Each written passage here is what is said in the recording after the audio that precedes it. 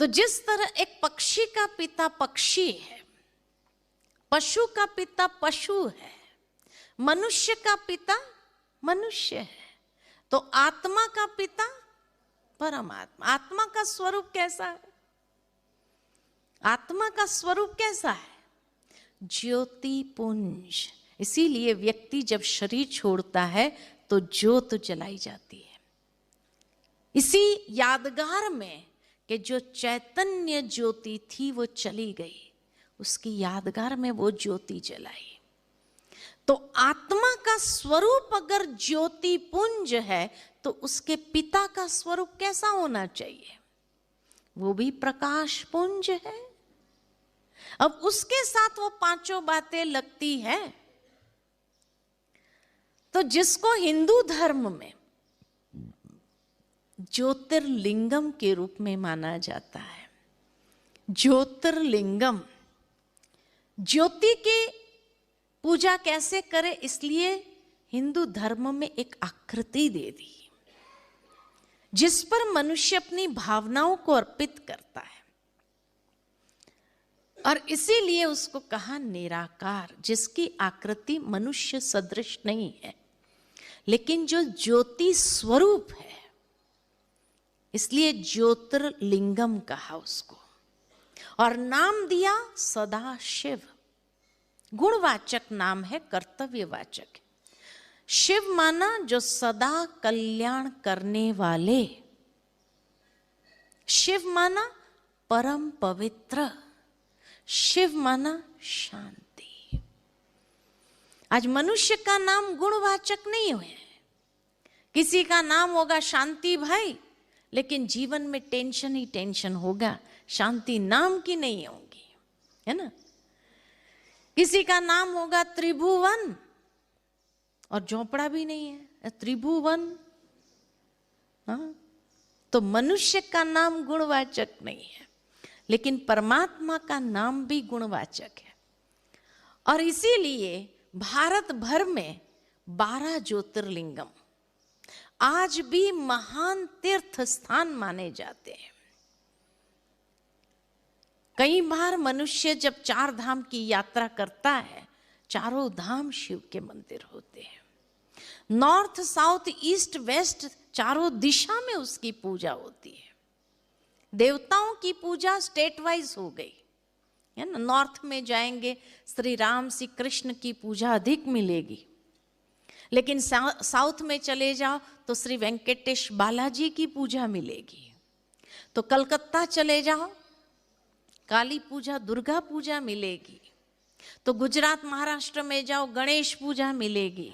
तो तमिलनाडु में जाओ मुर्गन की पूजा, कार्तिकेय की पूजा मिलेगी। तो देवताओं की पूजा स्टेट वाइज हो गई, लेकिन परमात्मा की पूजा सारे भारत भर में है। नॉर्थ में जाओ अमरनाथ के रूप में उसकी पूजा होती है, जो अमर आत्माओं का नाथ है। साउथ में चले जाओ रामेश्वर के रूप में उसकी पूजा होती है, जिसकी पूजा स्वयं श्री राम ने भी की। तो ईस्ट में चले जाओ काशी विश्वनाथ के रूप में मिलेगा, सारे विश्व का नाथ है। और वेस्ट में चले जाओ सोमनाथ के रूप में उसकी पूजा होती है, सोम रस अमृत देने वाला नाथ। भारत से बाहर नेपाल जाओ तो पशुपति नाथ के रूप में उसकी पूजा होती है।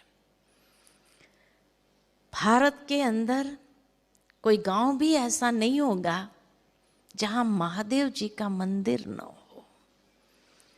इसीलिए उसको कहा देवों का भी देव महादेव।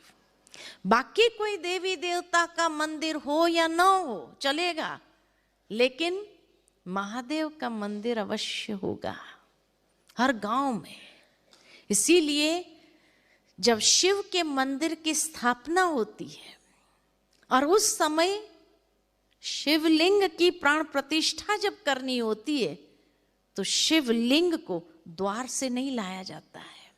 कहाँ से लाते हैं? कहाँ से लाते हैं? ऊपर से उतारा जाता, ऊपर गुंबज नहीं लगाया जाता है तब तक।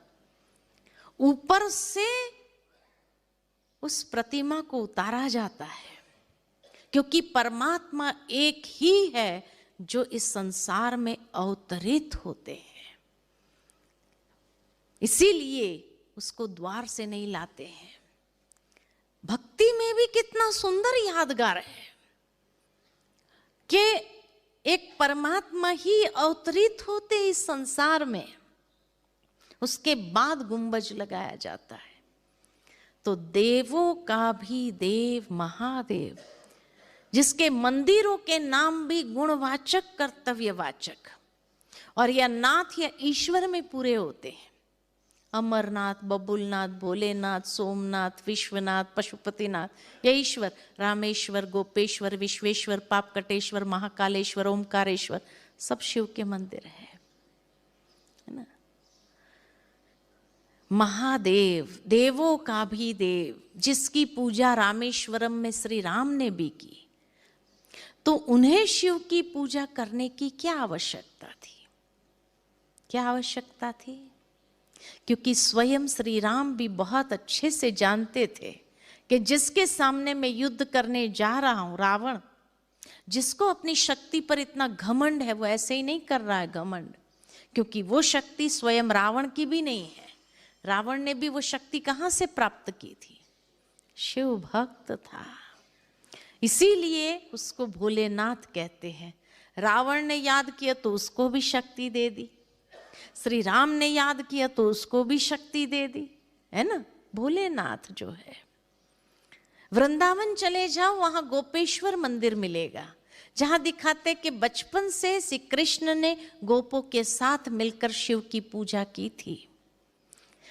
जिन देवियों की पूजा करते हैं वो देवियां कौन है? तो कहते हैं असुर संहारणी शिव शक्तियां, शिव की उत्पन्न की हुई शक्तियां हैं। तो जो देवों का भी देव, देवियों का भी देव, वो है